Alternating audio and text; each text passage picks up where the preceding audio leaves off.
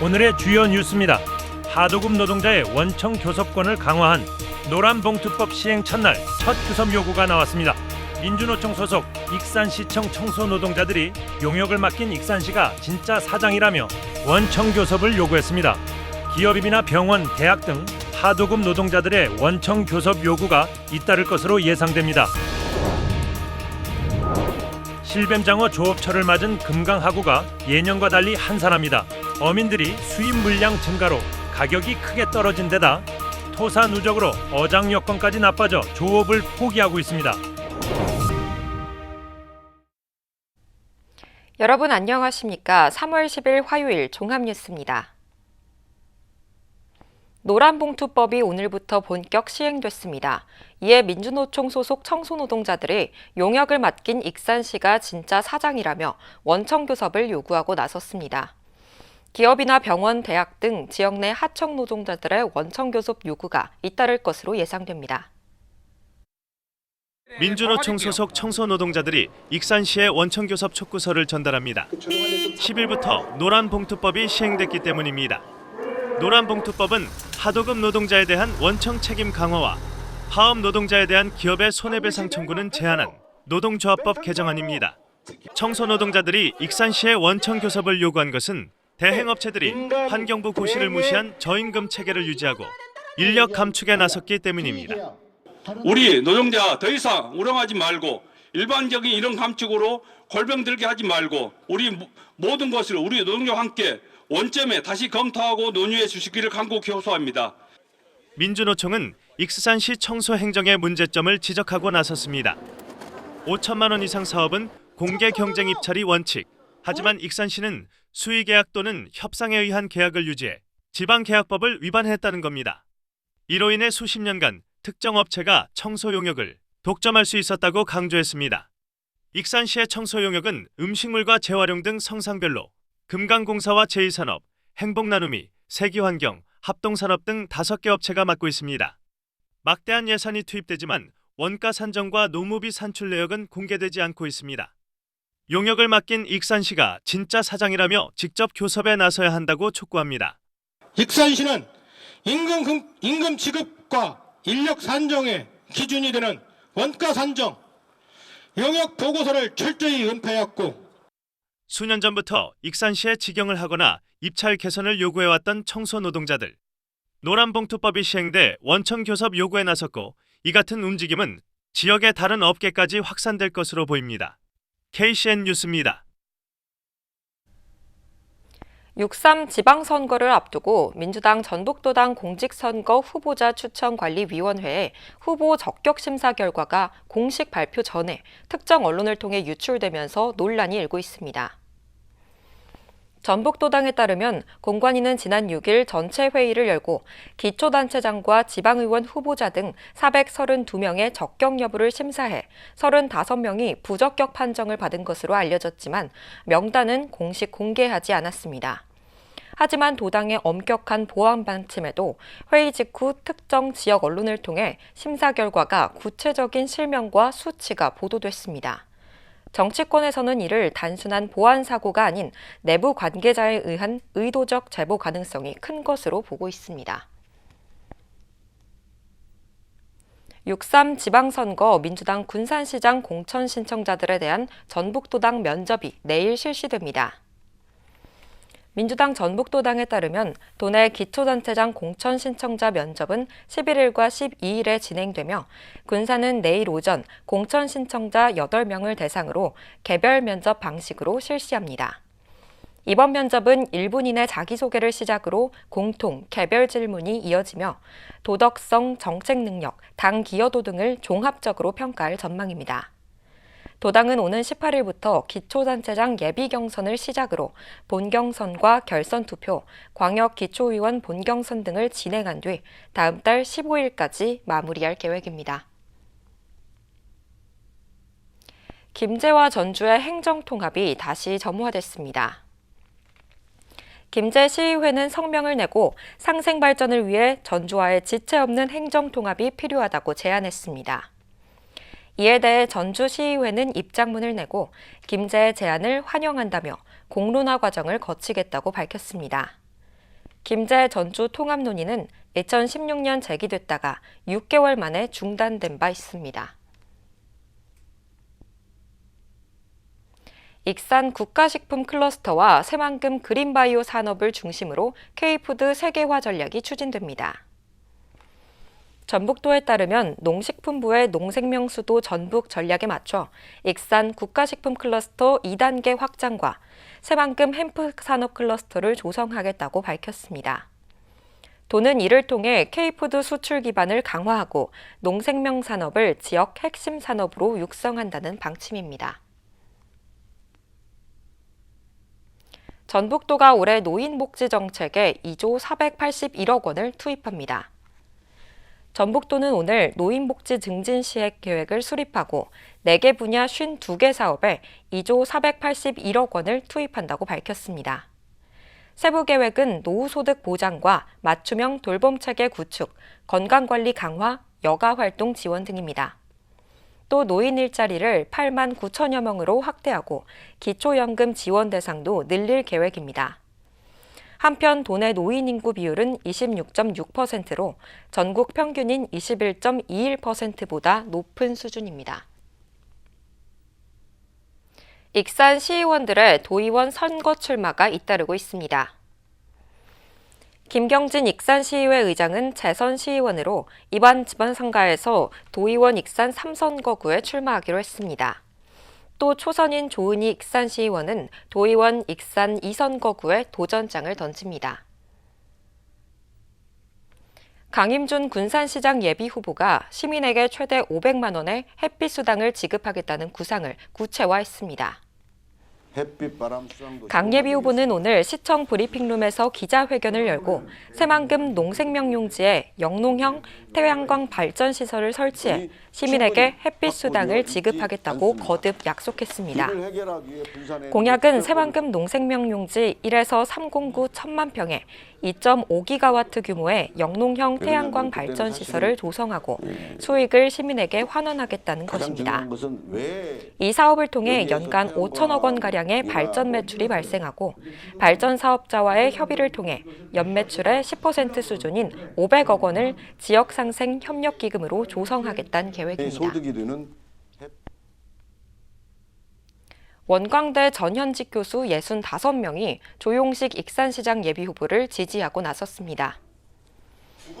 이들은 오늘 익산시청 브리핑실에서 기자회견을 갖고 지역의 미래를 연구하고 인재를 양성해온 학자의 양심으로 익산이 직면한 존립의 위기를 정면으로 돌파할 적임자는 조용식 예비후보라고 강조했습니다. 특히 조 예비후보가 제시한 100만 평 첨단 산업단지 조성과 3만 개 양질의 일자리 창출, 청년 주거와 창업 활성화 등 3개 공약에 공감한다고 덧붙였습니다. 실뱀장어 조업철을 맞은 금강 하구가 예년과는 달리 한산합니다. 수입 물량 증가로 가격이 크게 떨어진 데다 토사 누적으로 어장 여건까지 나빠지면서 어민들이 조업을 포기하고 있기 때문입니다. 충남 서천과 군산을 가로지르는 금강하구뚝 일대. 실뱀장어 조업철을 맞았지만 그물은 보이지 않고 빈 배만 정박해 있습니다. 군산에서 허가를 받은 실뱀장어, 안강망 어선은 모두 24척. 하지만 올해 조업에 나선 어선은 단 2척에 불과합니다. 매년 2월부터 5월까지 실뱀장어 조업 성수기지만 수입산 증가와 어장 환경 악화로 어민들이 조업을 포기하고 있기 때문입니다. 지난해부터 실뱀장어 수입이 크게 늘면서 양식 어가의 수요를 넘어 위판 가격이 급락했습니다. 한 마리에 2,000원 수준이던 실뱀장어 가격은 현재 500원 수준까지 떨어졌습니다. 가격이 75% 폭락해 어민들은 아예 조업을 포기하는 상황입니다. 실뱀장어 조업 시기가 3월, 2월 말에서 3월 초인데 벌써 1월이면은 수입업자들이 다 수입을 해요. 정부에서 우리 조업 시기하고 맞게 이렇게 수입 승인을 해줘야 하는데 미리 승인을 하다 보니까 이게 가격이 너무 폭락해가지고 지금 500원도 안 가는 실정이거든요.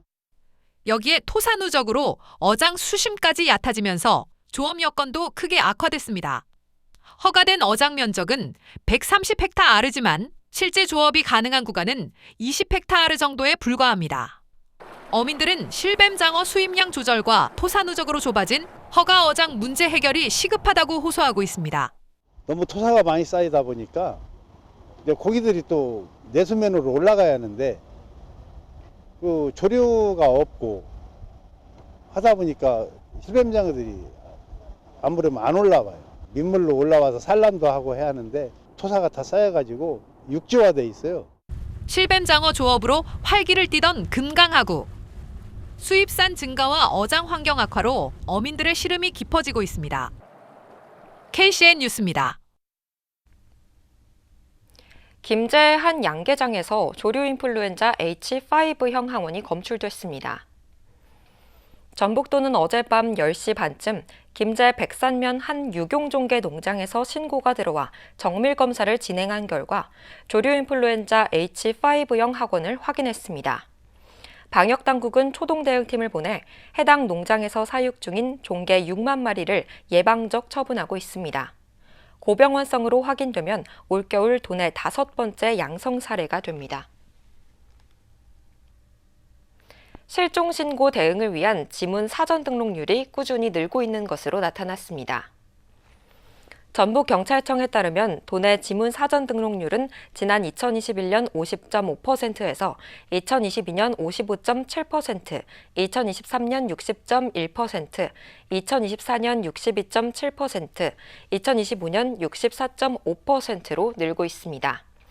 다만 18세 미만 아동 사전 등록률은 70.7%에 달하는 것에 비해 치매 환자는 47.6%, 지적장애인은 33.6%로 상대적으로 낮은 수치를 보였습니다.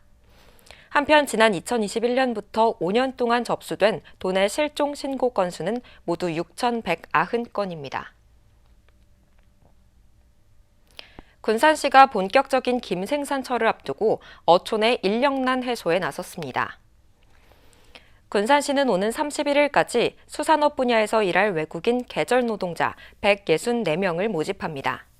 시는 지난해까지 모집 대상을 군산시로 한정했지만 어촌 현장의 일손 부족 문제를 근본적으로 해결하기 위해 거주 범위를 도내 전역으로 확대했습니다. 한편 외국인 계절 노동자는 지난 2022년 23명으로 시작해 지난해 122명까지 늘었으며 이 가운데 73명은 재입국한 어촌 숙련 인력으로 파악됐습니다. 새만금 국제공항 개발 사업의 항소심 일정이 시작됩니다. 서울고법은 내일 새만금 국제공항 개발 사업 기본계획 취소 소송 항소심의 첫 변론을 열기로 했습니다. 앞서 1심 재판부는 조류 충돌 위험과 생태계 영향에 대한 검토가 충분하지 않았고 지역 균형 발전 등 사업 공익성 침해 우려가 낮다며 환경단체의 손을 들어줬습니다. 새만금 농업용수 공급공사가 또다시 유찰돼 수의계약 전환이 검토되고 있습니다. 농어촌 공사에 따르면 어제 추정금액 2,250억 원 규모의 턴키 방식인 새만금 농업용수 공급공사에 대한 입찰 결과 한신공영 컨소시엄만 응했습니다. 앞서 한신공영 컨소시엄은 지난달 이뤄진 입찰에서도 유일하게 참여했습니다. 농어촌 공사는 유찰이 거듭되면서 신속한 사업자 선정을 위해 수의계약 추진을 검토하고 있습니다. 원광대 의학계열 학생들이 등록금 인상이 과도하다며 반발하고 있습니다. 원광대 의대와 치대, 약대, 한의대 학생회는 학교 측이 발표한 등록금 평균 인상률은 3%지만 학과별로 살펴보면 의학계열이 4.95%, 인문계 등은 1.67%로 큰 차이를 보이고 있다고 주장했습니다. 의학계열 학생들은 원광대의 등록금 인상 산정 근거를 요구하고 있습니다. 군산의 한 싱크대 공장에서 불이 나 4시간여 만에 진화됐습니다. 군산 소방서에 따르면 어제 오후 8시 19분쯤 군산 나운동의 한 싱크대 공장에서 불이 났습니다. 인명피해는 없는 것으로 전해졌으며 인근의 아파트 단지 등이 몰려 있어 여러 건의 화재 신고가 119에 접수됐습니다. 소방당국은 정확한 화재 원인과 피해 규모를 조사하고 있습니다. 계속해서 전북권 뉴스입니다. 임실에서 일가족이 주택에서 숨진 채 발견됐습니다. 임실경찰서에 따르면 10일 오전 10시 30분쯤 임실군의 한 주택에서 90대 노모와 60대 아들, 40대 손자가 숨진 채 발견됐습니다. 경찰은 현장에서 발견된 유서 등을 바탕으로 사건 경위를 조사할 예정입니다.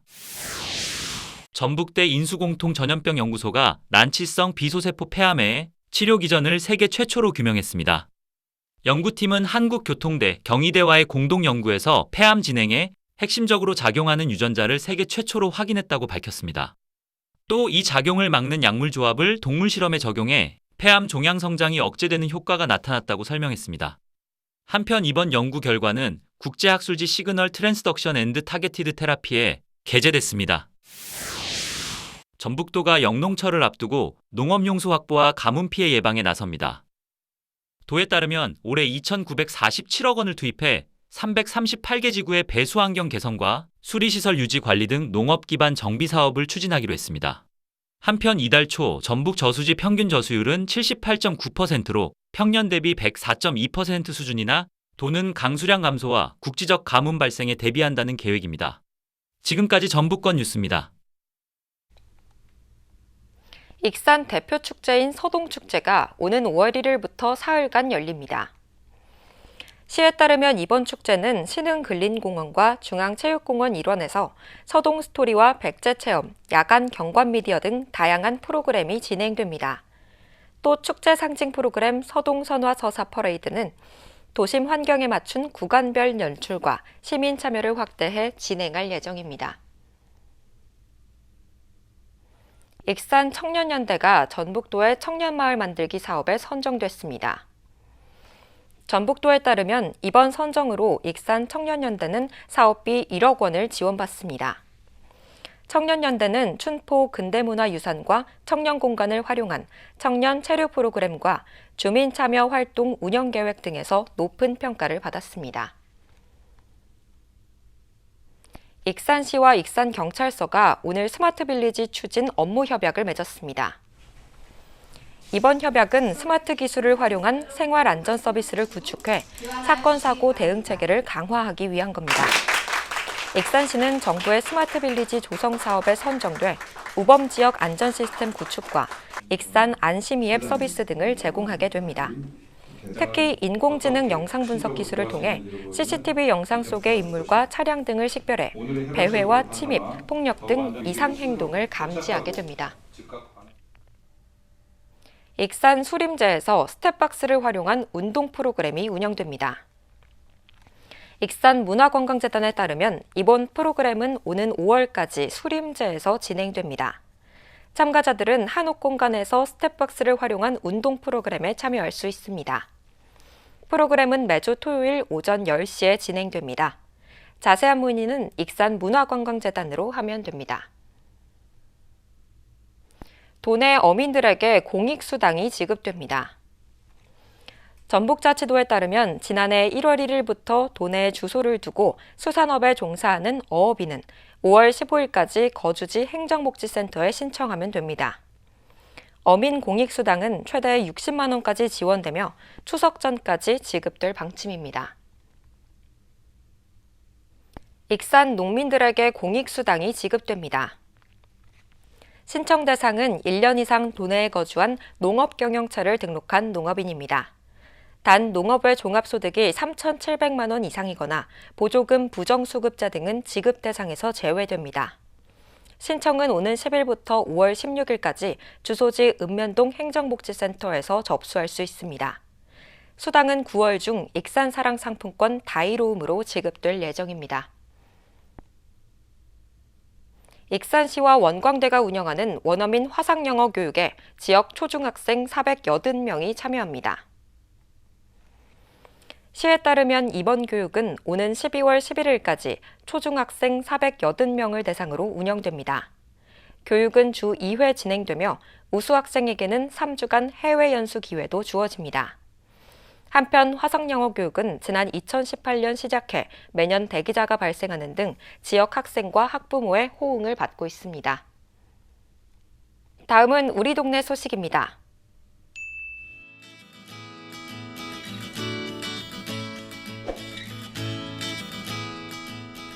영등 인동 부녀회에서 봄맞이 사랑의 밑반찬 나눔 행사를 개최했습니다.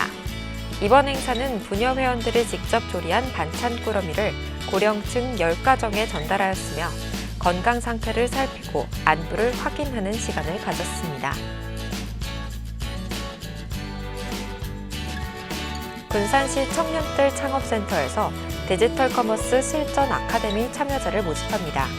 모집 대상은 군산 지역 창업가 및 예비 창업가이며 이번 교육은 12주간 진행되는 실전 컨설팅형 프로그램으로 운영될 예정입니다. 이어서 내일의 날씨입니다.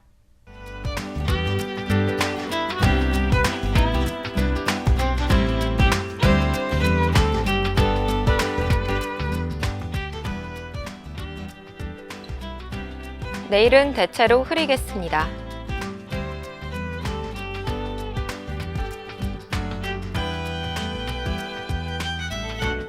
내일 도내 기온은 영하 5도에서 12도까지의 분포를 보이겠습니다.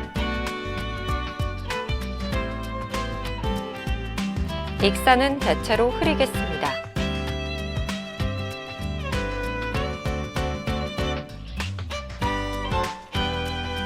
군산도 대체로 흐리겠습니다.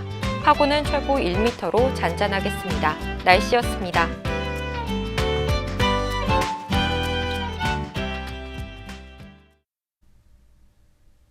이상으로 KCN 종합뉴스를 마칩니다. 정확한 보도로 늘 함께하겠습니다. 시청해주신 여러분 고맙습니다.